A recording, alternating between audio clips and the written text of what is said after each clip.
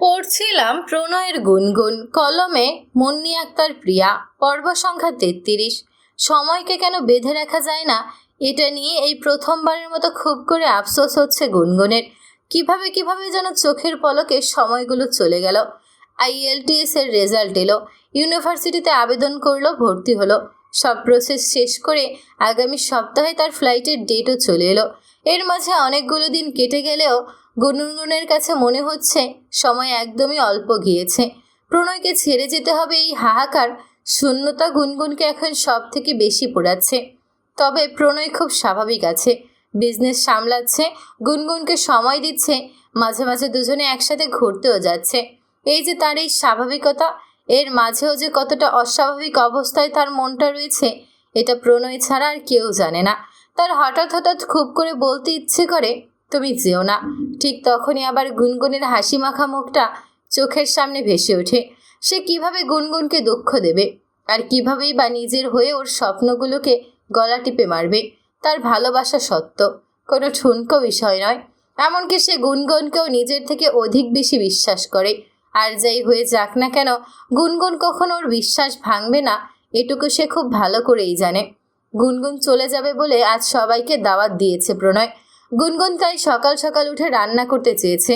প্রণয় অবশ্য কোনো রান্না করতে দেয়নি, সব খাবার নিজের রেস্টুরেন্ট থেকেই নিয়ে আসবে। শোয়েব শিকদার, প্রমিলা বেগম, কুলসুম ও মাসুদ এসেছে।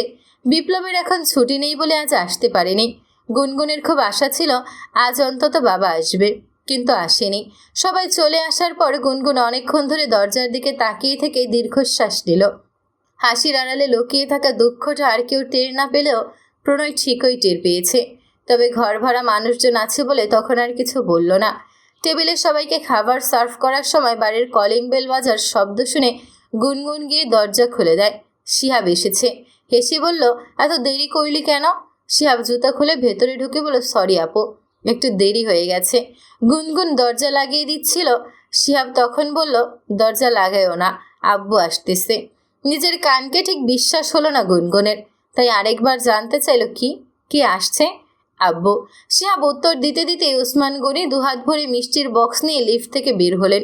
গুনগুনের দু চোখে পানি টনমল করছে। সে প্রাণপণে চাইছে কান্না আটকে রাখতে। ওসমান গনিতকে দেখে প্রণয় এগিয়ে গিয়ে সালাম দিল, মিষ্টির প্যাকেটগুলো নিজের হাতে নিল। ওসমান গনির মাঝেও কেমন যেন একটা জড়তা কাজ করছে। নিজের মেয়ের সামনে সে মাথা উঁচু করে দাঁড়াতে পারছে না। কিছুক্ষণ উসখুস করে জিজ্ঞেস করলো, কেমন আছিস? কান্নাটুকু গিলে ফেলে গুনগুন জবাব দিল, ভালো। তুমি? ভালো। প্রণয় বলল, ভেতরে আসুন।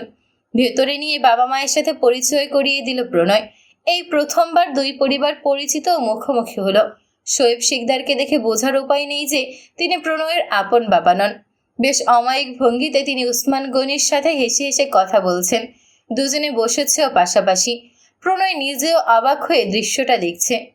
গুনগুনের সাথে প্রণয় সবাইকে খাবার সার্ভ করছিল। প্রমিলা বেগম বললেন, তোরাও বসে পড় আমাদের সাথে। গুনগুনকে বসিয়ে পাশের চেয়ারে প্রণয় বসল। সবাই খেতে খেতে গুনগুনের বাইরে যাওয়া নিয়ে কথা বলছে। ওসমান গনির কাছে খবরটা আরও আগেই গিয়েছে। তবুও এতদিন তিনি পাথর হয়েছিলেন, কিন্তু এবার আর নিজেকে আটকে রাখতে পারেননি। প্রণয়ের দাওয়াতকে অজুহাত বানিয়ে মেয়ের কাছে ছুটে এসেছেন। তিনি খেতে খেতে লক্ষ্য করলেন প্রণয় নিজের হাতে তুলে গুনগুনকে খাইয়ে দিচ্ছে। কোনো সংকোচ নেই, জড়তা নেই, শুধু চোখে মুখে আছে গুনগুনের জন্য অবাধ ভালোবাসা। প্রণয় ও গুনগুন মিলে সত্যি তার ধারণাকে ভুল প্রমাণিত করতে পেরেছে। গুনগুনের বাসার বারান্দায় একটা চেয়ার পেতে বসে আছেন ওসমান গনি। পাশেই মাঝারি সাইজের একটা দোলনা, আর্টিফিশিয়াল লতাপাতা ও ফুল দিয়ে খুব সুন্দর করে সাজিয়েছে। ছোটবেলা থেকেই গুনগুনের দোলনা খুব পছন্দ ছিল। একবার কোথাও দোলনা পেলে না চড়তে পারা পর্যন্ত শান্ত হতো না। ছোটবেলার কথাগুলো মনে হতেই তার বুক চিরে একটা ভারী দীর্ঘশ্বাস বেরিয়ে এলো। তিনি হাত ঘড়িতে সময় দেখলেন। বারান্দায় এসে 10 মিনিটের মতো হবে বসে আছেন। গুনগুন এখনো আসছে না কেন? শিহাব দোলনায় বসে দোল খাচ্ছিল।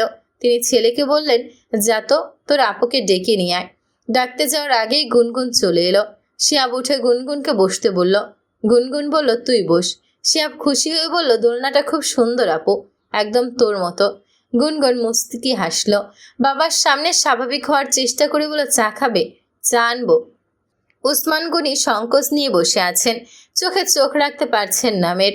গুনগুন নিজেও এই অস্বস্তি টের পাচ্ছে। জড়তা কাটিয়ে ওসমান গনি মেয়ের হাত ধরে বললেন, আমার পাশে বস। গুনগুনের বুকটা হু হু করে উঠল, চোখ টলমল করছে। শিহাবকে কোলে নিয়ে এসে দোলনায় বসলো। ওসমান গনির মেয়ের হাত ধরে বললেন, আমি খুব খারাপ বাবা, তাই না? গুনগুন নিরুত্তর, তার গলা কাঁপছে। ওসমান গনি নিজেই বললেন, তোর সাথে, তোর মায়ের সাথে আমি অনেক অন্যায় করেছি।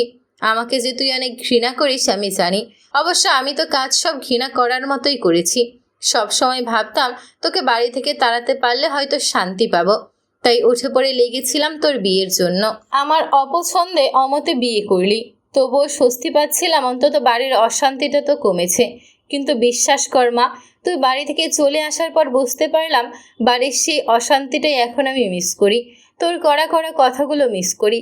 মাঝে মাঝে তোর রুমে গিয়ে চুপ করে বসে থাকি, তোর বই খাতাগুলো ছুঁয়ে দেখি। কতবার তোকে আমি দূর থেকে লুকিয়ে লুকিয়ে দেখেছি, হয়তো জানিসও না। এত কিছুর পরও কখনো তোর সামনে আসতে পারতাম না। আত্ম অহংকার, চক্ষু লজ্জা দুটোই কাজ করতো, কিন্তু আর পারলাম না আটকে রাখতে নিজেকে। ওসমান গনির চোখে পানি, তিনি কাঁদছেন। গুনগুনো কাঁদতে কাঁদতে বলল, এখন তাহলে কেন এসেছো? না আসতে, আমি একদম মরার পরই আসতে।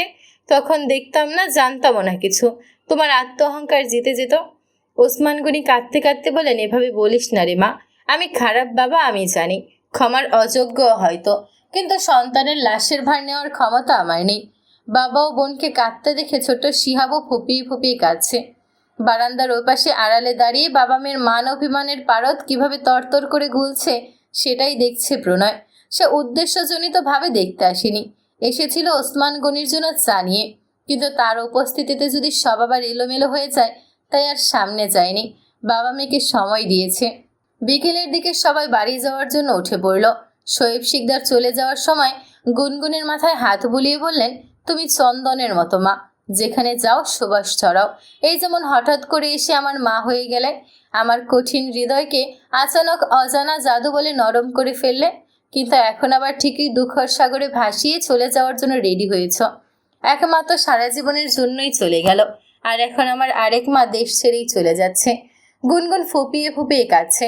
তিনি চোখের পানি মুছে দিয়ে বলেন, বোকা মেয়ে, না সরি, বোকা মা আমার, কান্না করো না, আমরা সবাই তোমার ফিরে আসার অপেক্ষায় থাকবো। ওসমান গনি যাওয়ার আগে গুনগুন প্রণয়কে বলে গেল, মেয়েকে জামাই সহ নিতে আসবো বাড়িতে। দেশ ছাড়ার আগে মেয়েটাকে একবার নিজের বাসায় নিতে চাই। তোমার কোনো সমস্যা নেই তো? প্রণয় মাথা নাড়িয়ে বলল, না একদম নেই। ঠিক আছে, তাহলে আগামীকাল আসছি তোমাদের নিতে। আপনার আসতে হবে না কষ্ট করে, আমরাই চলে আসব। সত্যি তো? কথা দিচ্ছ? দিচ্ছি। ঠিক আছে, আজ তাহলে আসছি। বাড়ির নিচ অবধি সবাইকে এগিয়ে দিতে নেমেছে প্রণয় ও গুনগুন।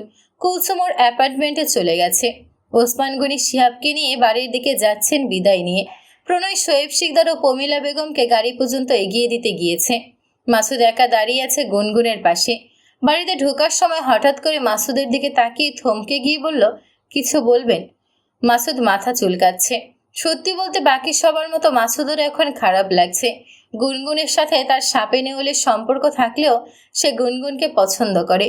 হতে পারে মেয়েদের সম্পর্কে তার ধারণা তিক্ত, কিন্তু সে প্রণয়ের কথা ভেবেই চাইতো গুনগুন দেশের বাইরে না যাক, কিংবা প্রণয় রাজনীতি করুক। ইশরাতের সাথে সব যোগাযোগ বন্ধ হওয়ার পরই মাসুদ ধীরে ধীরে বুঝতে পেরেছে যে কোনো সম্পর্কের মূল ভিতটাই হচ্ছে বিশ্বাস ও সম্মান। যখন কোনো ব্যক্তির প্রতি বিশ্বাস থাকে না, তখন সম্মানটাও ঠুনকো হয়ে যায়। নিজের ভুল বুঝতে বুঝতে গুনগুনেরও দেশ ছাড়ার সময় হয়ে এসেছে। লম্বা শ্বাস নিল মাসুদ। শার্টের কলার ঠিক করে মাথা নত করে বলল, আমারে তুমি মাফ কইরা দিও। গুনগুন বিস্ময় নিয়ে জিজ্ঞেস করলো, মাফ চাচ্ছেন কেন? কত ভুল করছি, উল্টাপাল্টা কথা কইছি, তার তো কোনো হিসাব নাই। গুনগুন কিছুক্ষণ ভ্রু কুচকে তাকিয়ে থেকে পরক্ষণে শব্দ করে হেসে ফেলল। হাসতে হাসতে বলল, ধুর, এসব মনে রেখে বসে আছে কে? আমার বড় কোনো ভাই নেই। বিপ্লব ভাইয়া এবং আপনাকে আমি বড় ভাইয়ের আসনটা দিয়েছি। হতে পারে আপনার সাথে আমার কথা কাটাকাটি বেশ হয়, কিন্তু ভাই তো মানি। গুনগুনের মুখে এই কথাটা শোনার পর আরও বেশি অনুতপ্ত হচ্ছে মাসুদ। যেই মেয়েটা তাকে ভাইয়ের জায়গা দিয়েছে, তাকে নিয়েই কিনা মাসুদ কত উল্টাপাল্টা কথা বলেছিল প্রণয়কে।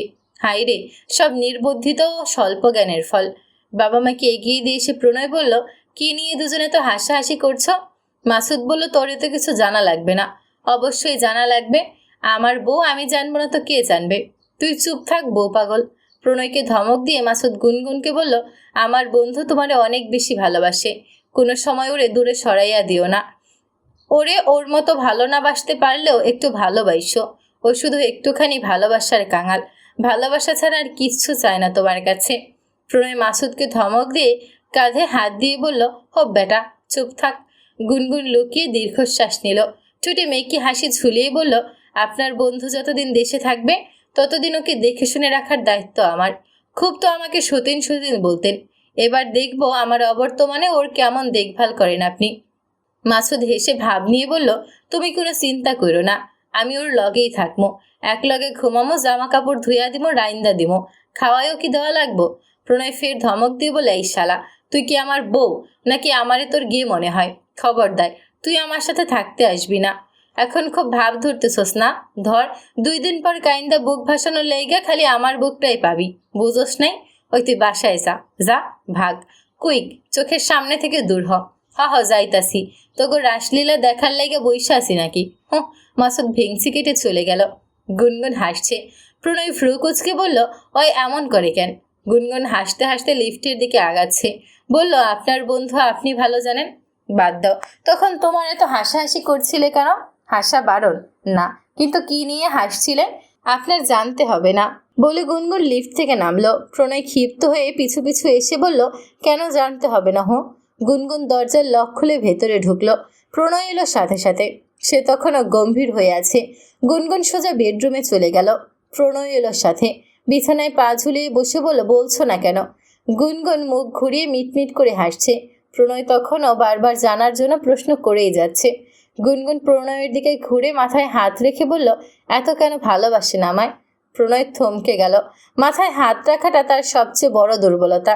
ওর মনে আছে, বিয়ের আগে একবার গুনগুনের কাছে আবদার করেছিল মাথায় হাত রাখার জন্য, কারণ তখন তার ছন্দহীন এলোমেলো জীবনে কেউ ছিল না একটুখানি মাথায় হাতের পরশ দেওয়ার জন্য। গুনগুন জীবনে বউ হয়ে আসার পর অনেক কিছুই বদলে গিয়েছে স্বয়ং প্রণয় নিজেও। এই মেয়েটাকে সে কিভাবে বোঝাবে ওকে এতটা ভালোবাসার কারণ মেয়েটা নিজেই। এই যে ওর একটুখানি ভরসার স্পর্শ কেউ তো দেয়নি আগে, তার যে নিজেকে বদলানো উচিত। বলেনি তো আগে কেউ, গুনগুনের আগে কেউ তো তাকে এভাবে ভালোবাসেনি। উত্তর না পেয়ে গুনগুন হাত সরিয়ে নিয়ে বলল, আচ্ছা, আজ আমরা বাড়িতে নতুন কিছু রান্না করি, চলুন। কি রান্না করা যায়? ওয়েট, ইউটিউবে সার্চ দেই। গুনগুন বিছানার উপর থেকে ল্যাপটপ নিতে যাওয়ার সময় প্রণয় বলল, তুমি? গুনগুন কিছু বুঝতে না পারে জিজ্ঞেস দৃষ্টিতে তাকিয়ে আছে। প্রণয়ের গুনগুনের হাতটা নিয়ে নিজের মাথায় রেখে বলল, তোমাকে এত ভালোবাসার কারণ তুমি নিজেই। গুনগুন মায়া মায়া দৃষ্টিতে তাকিয়ে আছে। প্রণয় ভ্রু কুচকে বলল, এভাবে কি দেখছো বলো তো? আমাকে কি বেশি সুন্দর লাগছে আজ? তোমার সিরাম মেখে মনে হয় লাভই হচ্ছে। ধুর, বলে প্রণয়ের বুকে ধাক্কা দিয়ে হাসতে হাসতে গুনগুন সরে গেল।